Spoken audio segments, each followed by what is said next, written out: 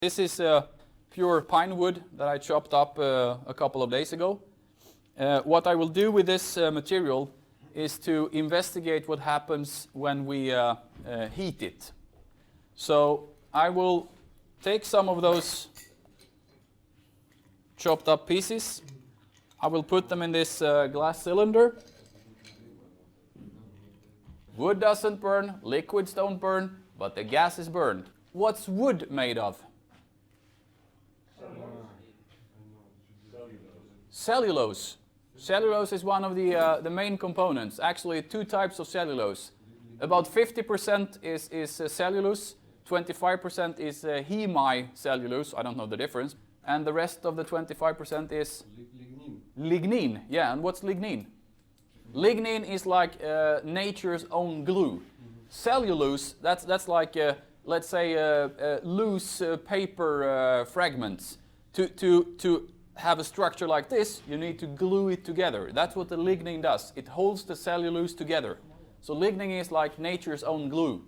So basically, this is cellulose, lignin, and there's one more important component. Water. This has been stored inside for, let's say, 2 or 3 years, under roof, inside, room temperature. But I can guarantee there's at least 10%, weight percent, of water still in this material, still in the wood. The only way to get it completely water-free, what would that be? If I want this completely water-free, what do I have to do? I have to store it in temperatures above 100 degrees. Then the water will disappear. It will evaporate. But if I keep it under 100 degrees and in normal room temperature, it will adapt the moisture from the air, and it will actually stick to the cellulose fibers. So at least 10, probably 15% of water. So in order to put this on fire, what do I have to do? I need to break the structure because cellulose doesn't burn, lignin doesn't burn, but if I break down, cellulose is a very, very long, in the molecule world, a very long chain molecule. It's solid, it stays there, and nothing that stays there can burn. We need to get that one in gaseous phase. So what I have to do is that I have to add energy or heat. If I add heat to a long molecule, what will happen? You will break it. It will break up in smaller parts.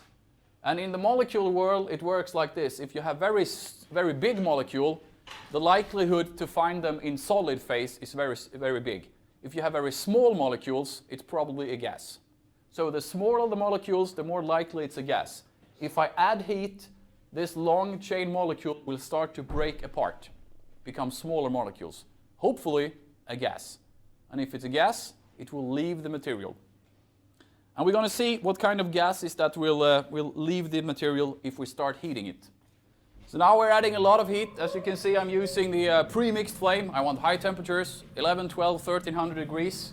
The glass will adopt the same temperature. Now we can see white smoke in the canister. What's that? Water vapor. The steam is leaving. The water is evaporated at 100 degrees. That's the first thing that will leave the system. And you can see it creates an overpressure. And here it comes. Most of this is water. And for obvious reasons, water doesn't burn. It's not flammable. Does not burn. It actually almost extinguished the flame. It has a hard time here. So a lot of water. You can see a yellow color. What's the yellow color? The breakdown of the wood has started. Some of the pyrolysis products have different colors. There's also tar. You know tar in the wood? That probably becomes kind of yellow. Now the cellulose is breaking down very heavily. It's forming a lot of different gases. Depending on what temperature, like the book says, under different temperature intervals, different products will be formed. Right now it's not extremely hot in there, but can you see the liquid? There are droplets coming out, liquid ending up on the ground. What's the liquid? Condensed water, and tar is also being condensed. So we're moving into breaking down the cellulose very heavily. More and more of those combustion products are being formed, or not combustion products, but pyrolysis products. I'll get rid of some of the condensed water again. And water is being condensed because when it hits the rubber, that's not more than 100 degrees. It goes back to. So there's still a lot of water.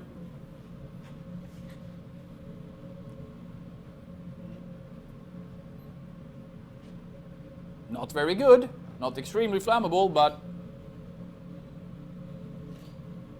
now and then there are some products in this that's obviously flammable.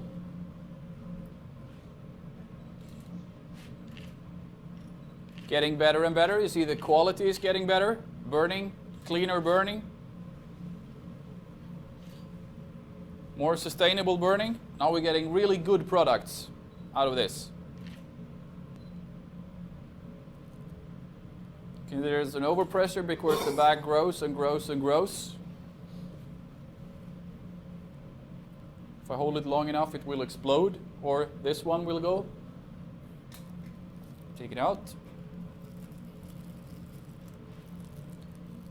Not very hot, almost like room temperature right now.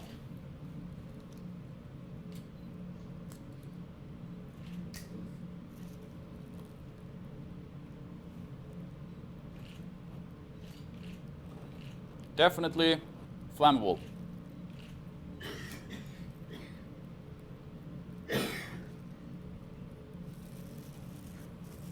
Even in room temperature. Don't need to be heated.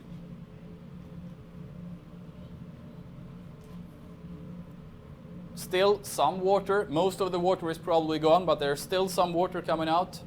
But the water is being mixed with more and more tar. You can see the color of those droplets. Dark brown, yellow, a lot of tar.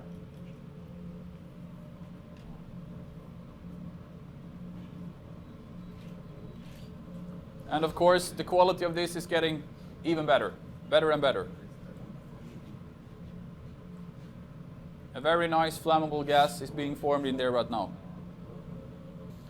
I'm gonna take this process for a couple of more minutes so that all the wood is broken down.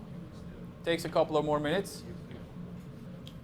So if I ignite it here, isn't there a risk that it goes back and we have an explosion in the glass bulb? It's completely free of oxygen. No oxygen whatsoever inside. So no problems with igniting that one. It won't go back.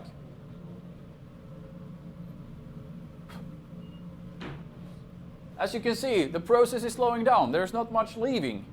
It's slowing down. That means that almost all the wood is being transformed or broken down. There's not much actually leaving more. So we'll let it cool down for a couple of seconds. What's left?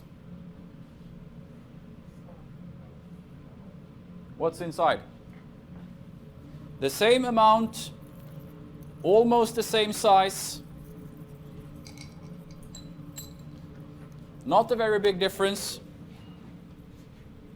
The only thing that has changed is the color. Or twice or 3 times as heavy. So something has left. Something has disappeared. So what has disappeared? Water. Water has disappeared. That makes like 10 or 20% of the weight, definitely. Water is gone. What more is gone? Some molecules from the cellulose. Yes, molecules from the cellulose has left. An even easier question, what's left? What's this? Coal. It's pure coal. It's the, what do you call it, in the periodic system, it's coal. C, pure C, nothing else. Only coal left. We tried to pyrolyze everything that was inside, but the coal didn't pyrolyze or decompose. Why didn't the coal decompose? There was no oxygen. 100% oxygen free. And coal being in the periodic system, substances in the periodic system, you cannot break them down. They're as far as they can go. Coal cannot be broken down. It's impossible to break down coal. You can oxidize it if there is oxygen, but you can't break it down. Cellulose you can break down into smaller components. Coal can never be broken down. Coal is coal. So, can this burn? Yes? So let's try. It's coal. Yeah, we saw that yesterday. Let's see if we can make... we saw that the things leaving this could burn. So does it burn?